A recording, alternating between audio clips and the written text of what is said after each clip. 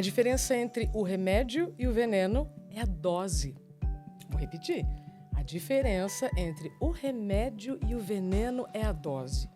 O que será que o médico Paracelso, lá no século XVI, tentou explicar com esta afirmação? Que tudo vai depender da forma como a gente usa as coisas. Nós vamos usá-las para o bem ou para o mal. Sabe o que é isso aqui? Esse tubinho aqui, ó, flexível, transparente. Isso pode ser usado para o benefício das mulheres, se for utilizado de forma correta. Ou não. A gente vai saber mais sobre os implantes hormonais, sobre o chip da beleza. Com ela, Manu Coutinho, empresária e a mulher que me introduziu o assunto com tanta clareza.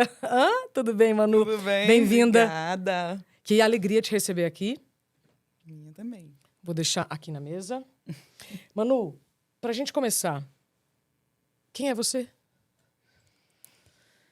Eu sou Manu Coutinho, Manuela. Eu trabalho com implantes há 12 anos. Eu tenho um implante como trabalho e como parte da minha vida, assim, né? Minha vida é bem misturada com a história dos implantes, porque meu avô era o Cimar Coutinho e ele desenvolveu os implantes.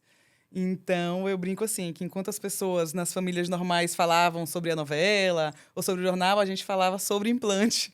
É Né? mesmo? Então, era uma coisa muito normal em todo o meu crescimento, porque meu avô desenvolveu os implantes em 1960. Eu nasci em 84. Então, quando eu cresci e participava dessas conversas, meu avô já utilizava os implantes há 30 anos. Deixa eu ver se eu entendi. Né? O seu avô foi quem desenvolveu os implantes hormonais aqui no Brasil? No mundo.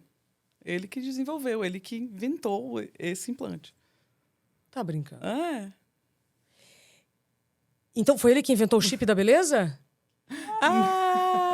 Não, o chip da beleza veio depois, né? Veio assim. O chip da beleza é um apelido, não é um produto, né? É um apelido que foi colocado. Ele inventou os implantes hormonais. Perfeito. Né? Aí o apelido que cada um quiser dar é da responsabilidade de cada um. Já nós vamos falar sobre isso. Eu estou brincando, mas você que está acompanhando o Interioriza já captou que tudo depende de como a gente utiliza as coisas. Então vamos lá. Aí você cresceu com o vovô falando dos implantes hormonais. Isso. O que ele buscou lá na década de 60 resolver? Qual o problema que o seu avô queria resolver das mulheres? Na verdade, os implantes, né, assim, eles surgiram através de uma... Eles estavam buscando outra coisa, né? Perfeito. Eles estavam buscando um contraceptivo a longo prazo, Que né? legal. Um LARC. Eles queriam um contraceptivo que pudesse ser utilizado em populações, em países subdesenvolvidos, num momento em que tinha uma preocupação grande com o baby boom, né? Ali na década de 80, que foi quando foi introduzido no mercado. Então, assim, eles estavam procurando isso. E aí começaram a testar, né, diferentes progestinas no implante, para ver qual era a progestina que durava mais tempo. Certo? E aí foi quando surgiu o primeiro anticoncepcional que existe no mundo todo, que chama Uniplan, que é um contraceptivo à base de levonorgestrel, que é uma outra progestina muito similar à gestrinona. Certo? Então, assim, foi uma construção. No desenvolvimento do Uniplante, as drogas que estavam em pesquisa eram também a gestrinona. Entendi. Entendeu? Só que o Uniplante durava 5 anos, durava 3 anos, e a gestrinona durava 12 meses. Então, para o que eles queriam, era maior tempo. E aí, o que ganhou no final, foi o levonorgestrel, que é o que está aí no Brasil. Não tem, mas hoje já tem o Uniplan 2, quer dizer, já está no mercado há muito tempo, e nos Estados Unidos, na Europa, enfim. Eu gosto muito de saber a história por trás das histórias, né? Ou seja, o seu avô, ele começou a se desenvolver, aliás, ele começou a desenvolver um método contraceptivo, provavelmente para usar em países em que o aumento populacional precisa de medidas muito eficientes. Pessoas, assim, tem países, porque isso às vezes é longe da realidade da maioria das pessoas, mas tem países em que a menstruação leva a mulheres à situação de risco por não ter acesso à higiene básica.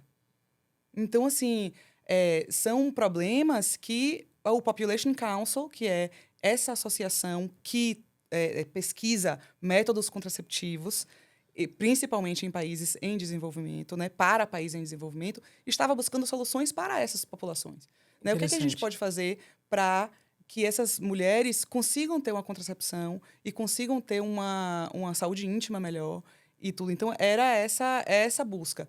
A gestrinona, que virou depois né, o centro, assim, hoje em dia virou o centro, ela começou a ser objeto de estudo em cápsula.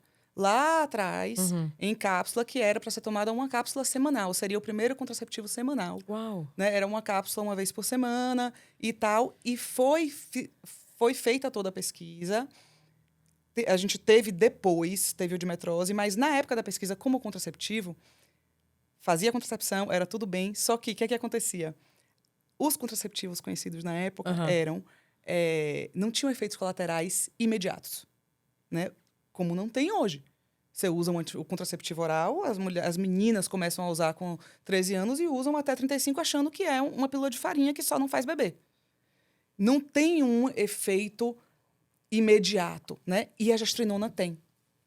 A gestrinona a pele fica mais oleosa, aumenta peso e tal. Então, as mulheres na pesquisa, elas relatavam coisas boas, aumento de disposição, aumento de melhora de libido, padrão de sangramento bloqueado e tal, só que também tinham efeitos colaterais que elas não esperavam para uma pílula anticoncepcional. Eu não quero ficar com a pele oleosa, eu não quero ter...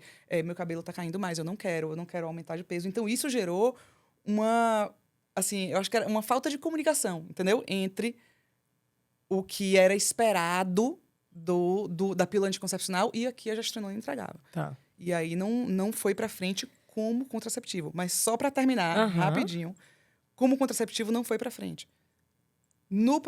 Na pesquisa, meu avô percebeu que a gestrinona tinha um potencial antiestrogênico bem forte. E o que isso provoca? Isso poderia ser um tratamento para endometriose, que era uma doença até então e até hoje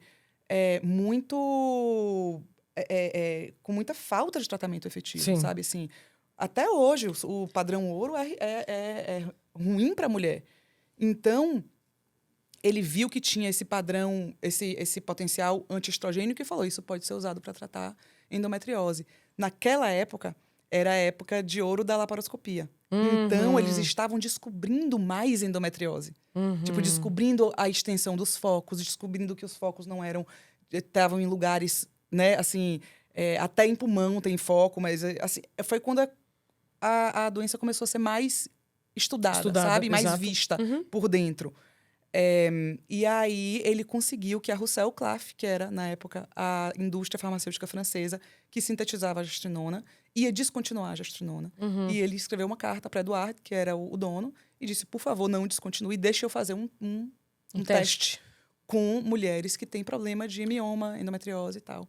E aí ele começou a usar a gestrinona nessas mulheres na maternidade escola que ele coordenava, que era Climério de Oliveira, na Bahia, com resultados excelentes. E aí começou a publicar a gestrinona, e aí surgiu a pílula para tratar endometriose. Perfeito. À base de gestrinona, entendeu? Então, assim, foi toda uma construção, e meu avô meio que encabeçou várias etapas, tanto do implante quanto da gestrinona em si, sabe? E aí, de lá para cá, depois desse uso, então, da gestrinona para resolver a endometriose, porque, olha, você que está nos acompanhando, não sei se você já sentiu ou teve o diagnóstico ou conhece alguém, mas a endometriose provoca dores em tempo prolongado, é uma perda de qualidade de vida tremenda. Então, tudo que a gente pode melhorar, nós precisamos nos aprofundar. A endometriose é uma doença muito cruel. Assim, é uma coisa que... Porque ela atinge a menina desde do início ali, de quando ela começa a menstruar, ela atinge a sua fase fértil toda. E demora muito pro diagnóstico, entendeu? né? Quer dizer, então quando você chegar na menopausa que você vai não ter, né, que você vai parar de ter sintoma, não. Porque quando você chegar na menopausa, você já tá toda estragada. Toda entendeu? Estragada, dolorida. E aí tem focos em outros lugares e os focos continuam a doer.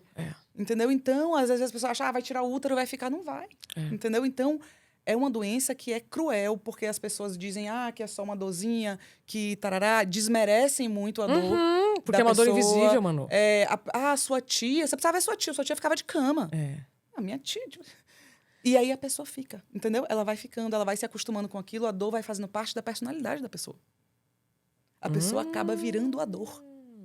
Entendeu? Porque você fica todo mês, você tem uma dor muito forte, é uma dor que, eventualmente, a pessoa vai começar a ir para pronto atendimento, vai começar a tomar morfina, vai começar a não sei o quê, porque ela só piora, só piora, só piora. Então, quando a pessoa não está realmente com a dor, ela está com medo da dor.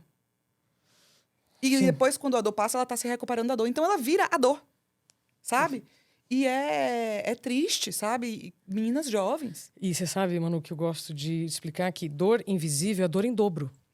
Porque tem a dor que você está sentindo, tentando se adaptar ou resolvê-la, além do preconceito no entorno. E você tem que também gerenciar o preconceito de quem está em volta, achando que aquilo que você está sentindo não é tão dolorido assim. É isso. Ô, Manu, tá. Então, gestrinona, seu avô trouxe mais estudos para o tratamento da endometriose. Isso.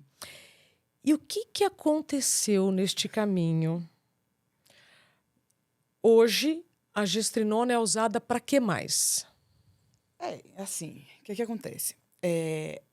A gestrinona foi, né, para patologias estrogênio-dependentes. Então, as patologias estrogênio-dependentes são as patologias que dependem do estrogênio para se desenvolver. E aí tem a endometriose, tem mioma, tem adenomiose, essas doenças. Então, a gestrinona sempre caminhou ali. O que acontece? Meu avô, ele sempre foi usando... A gestrinona só existia em forma de implante aqui, todo esse tempo, certo? Então, ficou uma coisa muito restrita a meu avô e a poucos médicos que trabalhavam ali com ele e tal, mas ele era a voz disso, né? E, por isso, o movimento era controlado, era bem restrito e tal, ele ia tratando. Só que o mercado foi crescendo. Os médicos foram fazendo cursos, os médicos foram se inteirando e foram tratando pacientes que, às vezes, por exemplo, a paciente, ela não tem um diagnóstico de endometriose formal, certo? Ou de adenomiose e tal, mas ela tem, por exemplo, um fluxo abundante. Muito fluxo menstrual. Ou ela tem uma TPM que fica descontrolada, que atrapalha a vida social e a vida familiar dela. Tem várias coisas que ainda não são doença e que nem por isso tem que ser desmerecidas, entendeu? Quer dizer, você vai esperar ficar jogada na cama para melhorar a sua vida? Por que a gente desenvolveu essa tolerância à dor da mulher que a gente só tem que tratar quando estiver quase morrendo?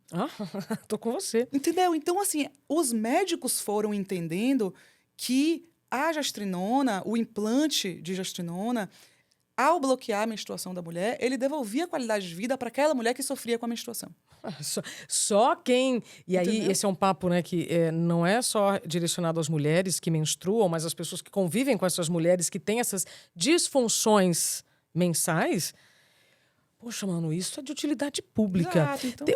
O que a gestrinona também faz na pré-menopausa? Assim, quando chega nessa parte da pré-menopausa, aí é a hora que tem que ter o cuidado e tem que saber prescrever bem gestrinona. Por quê? A gestrinona é antiestrogênico, certo? Então, o que é que a gente precisa na menopausa? Estrogênio. Então, você tá dando e tirando.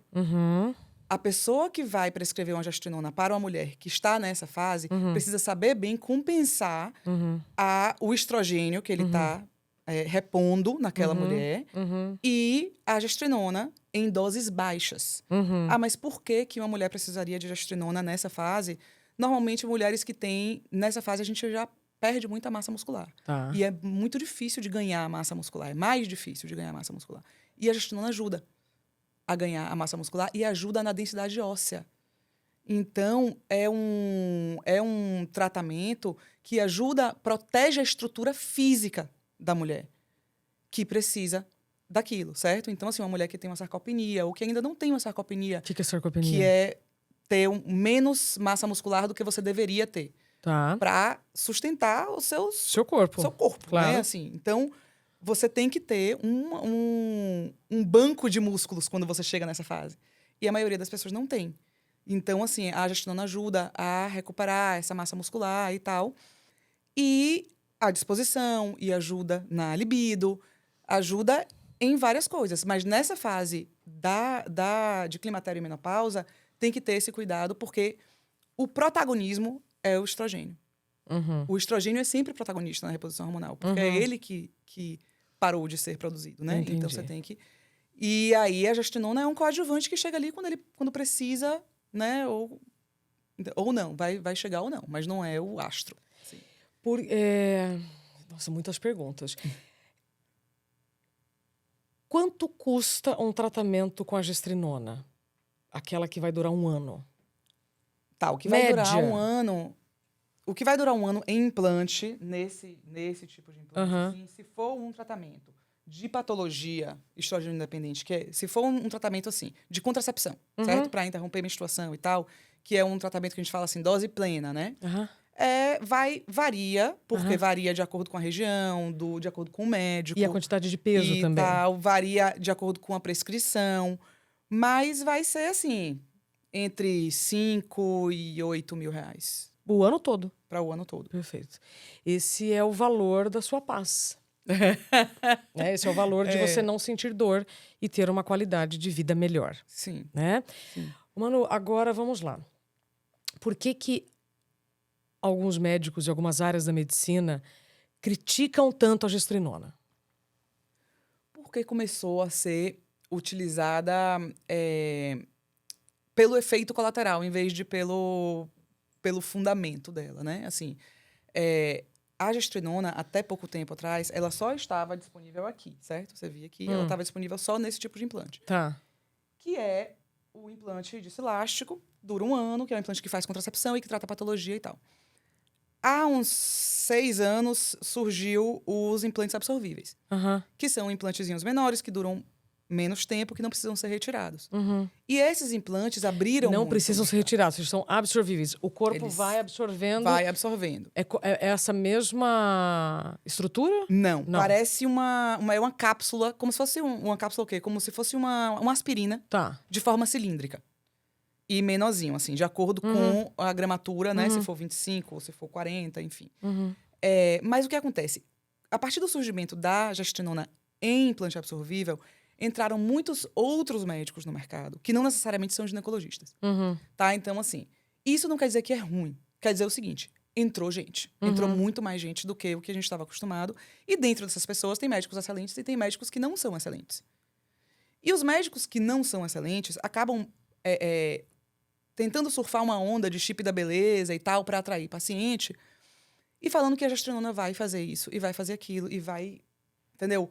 Fazer a mulher virar a Miss Praia, entendeu? O verão do Rio de Janeiro. E não vai. A gente sabe que não vai. A gente que trabalha com gestrinona há muito tempo, ela não foi feita para isso. E o que acontece é que a paciente, quando vai em busca disso e o médico fala para ela, ela acredita. E faz um tratamento, muitas vezes, mal indicado, mal prescrito, não está pronta e acontece o oposto. Acontece o quê? Acontece que ela retém líquido, que ela fica cheia de espinha, que o cabelo cai. Entendeu? Porque ela não deveria, ela não está pronta para usar aquele medicamento. E mais ainda, se for em implante absorvível, que é um implante que, apesar de ter a facilidade de não ter que retirar, é um implante que ele faz um pico de ação alto no início. Então, você tem ali uma superdose do hormônio por um tempo, no primeiro e segundo mês ali, você tem uma superdose do hormônio. E o corpo que não está pronto para receber aquele hormônio reage, entendeu? E aí vira uma loucura. A pessoa fica irritada, a pessoa faz hipoestrogenismo, que tem sintoma de menopausa. Calorão, insônia, vagina seca. É tudo o contrário do que você queria. E aí começa, entendeu? Começa as reclamações. Entendeu? A pessoa reclama. Então, pera lá. Entendeu? O chip da beleza que deram esse nome é gestrinona ou é outra coisa dentro do chip? Não. Que não é isso aqui deram não, tá, gente? esse nome para o implante de gestrinona. Entendeu? Ele está associado, né? Está associado diretamente à gestrinona. Mas o interessante é que o chip, esse termo chip da beleza surgiu há muitos anos. E foi a Hebe Camargo que É mesmo? inventou. Foi Foi a Hebe Camargo que inventou, porque ela era paciente de um dos médicos que trabalhava lá, né? Que era pupilo de meu avô, assim. E esse médico, no Rio de Janeiro, ele trabalhava também com agência de modelos. E essa agência de modelos, o que é que ela fazia?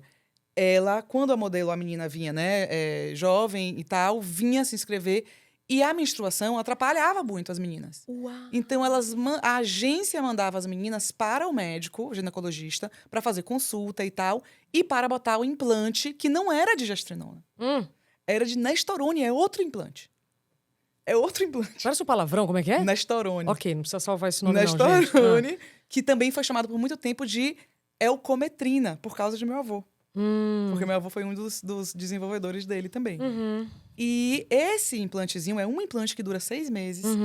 E também é excelente para tratar endometriose. É um implante que tem 0 efeito colateral. É maravilhoso. E as meninas botavam só para não ciclar. Só para não ter um inchaço pré e tal, não sei o quê. E não menstruar e ficar bem. Só que as meninas eram modelos, elas já eram lindas.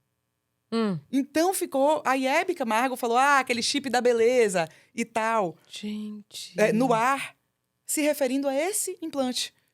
Que era o implante que ele usava nas modelos, mas não era gestrinona na época.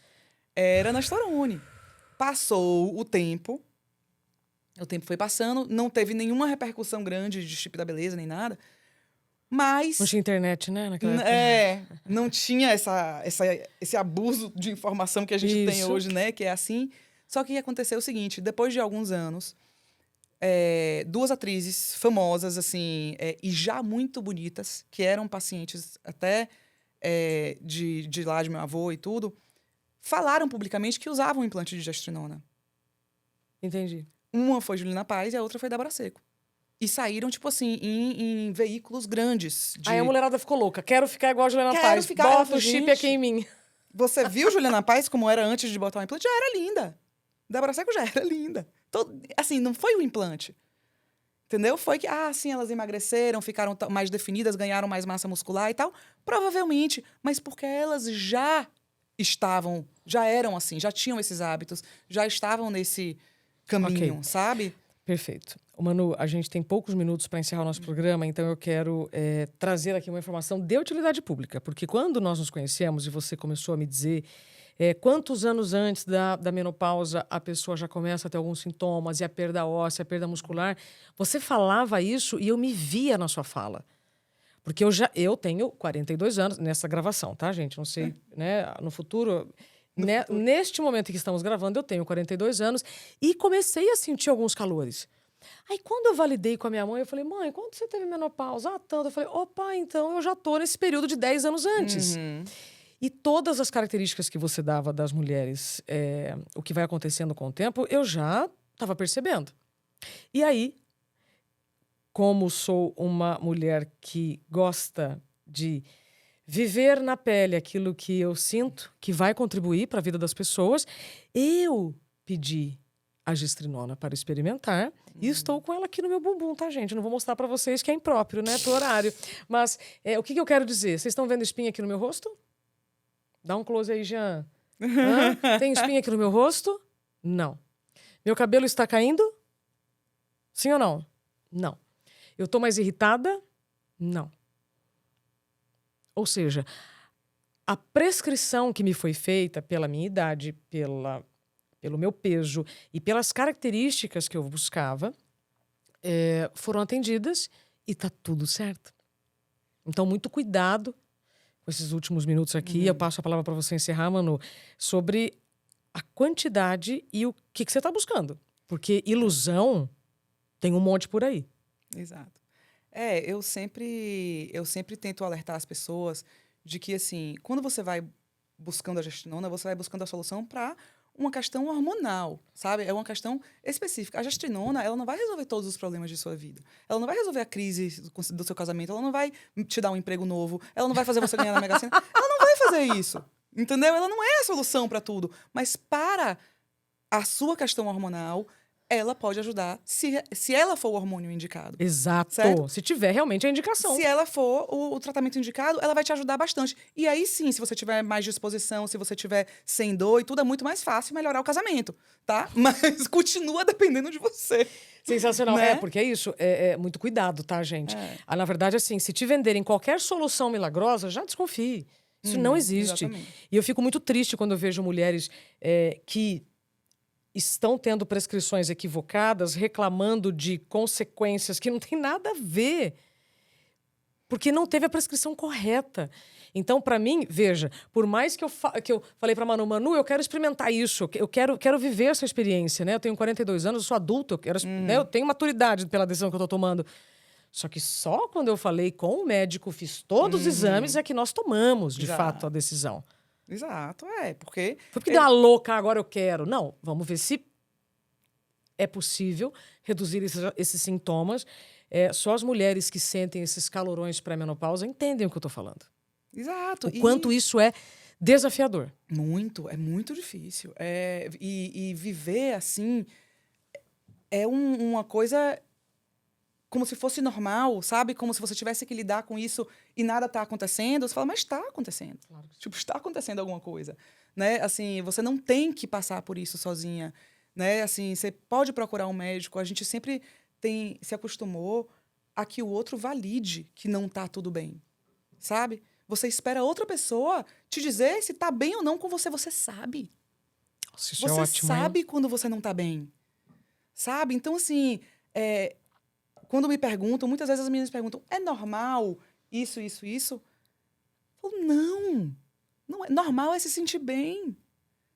Normal é você estar bem, entendeu? Não é normal você não estar se sentindo bem. Confie no seu julgamento, sabe? Confie no seu instinto, você se conhece, sabe? Então, se você vai num médico e você dá um monte de sintoma e o médico diz que é normal, troque de médico. Fala isso de novo olhando para essa câmera, por favor. Se você vai num médico e dá todos os sintomas sabendo que tem uma coisa que não tá legal e o médico olha para você e diz que isso é normal, você tem que trocar de médico. Salva de palmas.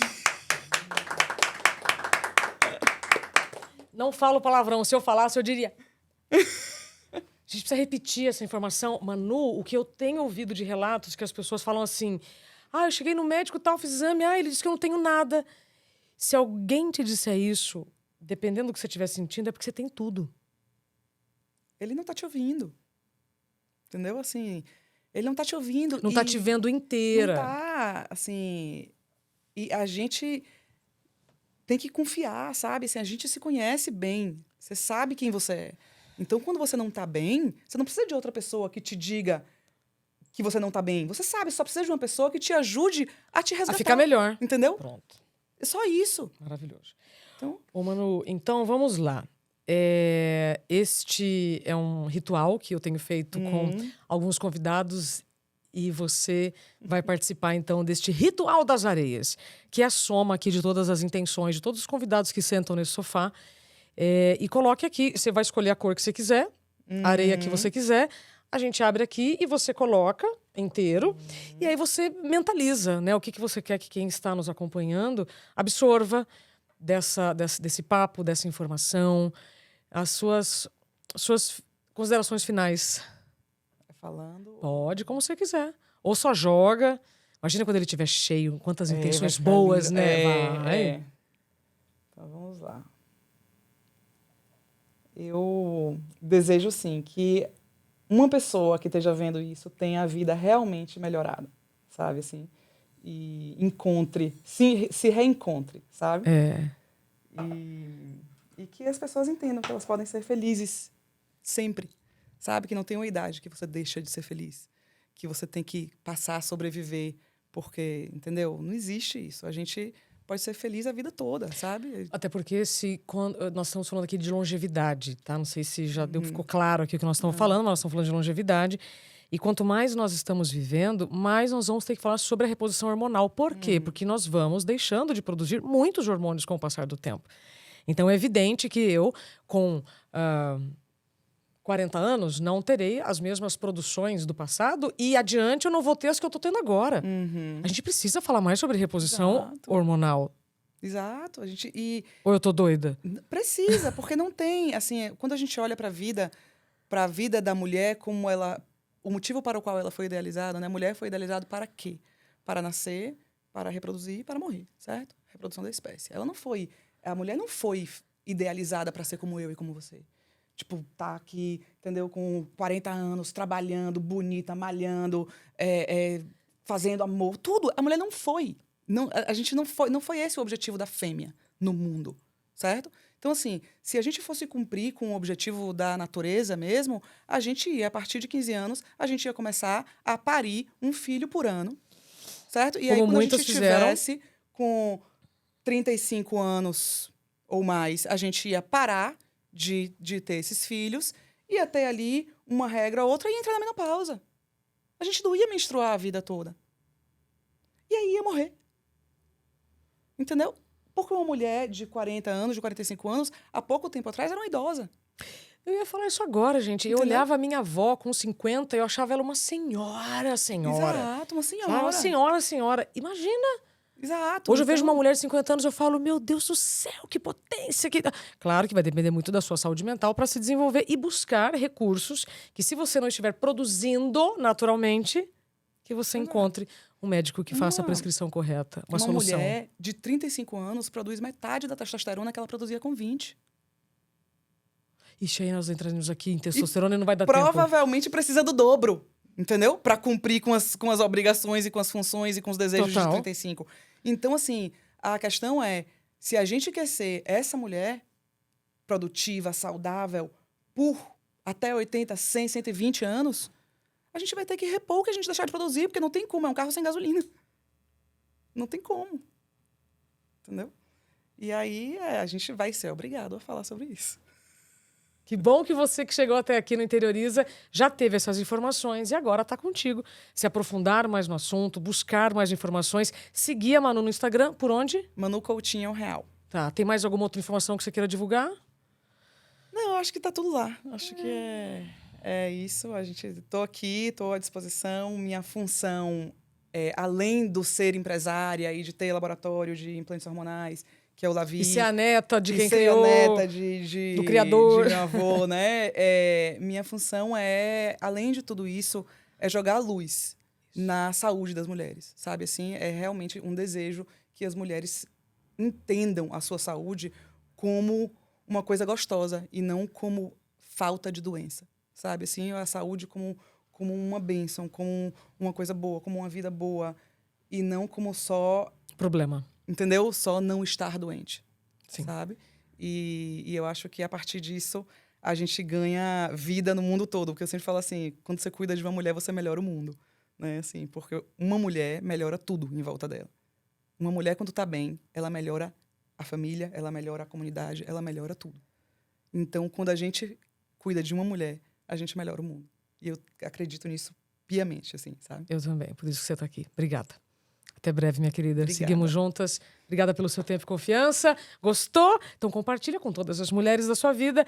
Ah, mas eu não tenho nenhuma mulher para compartilhar. Compartilha com quem você quiser. Assim você nos ajuda a distribuir essa informação correta e coerente nesses tempos que nós estamos vivendo. Até o próximo Interioriza.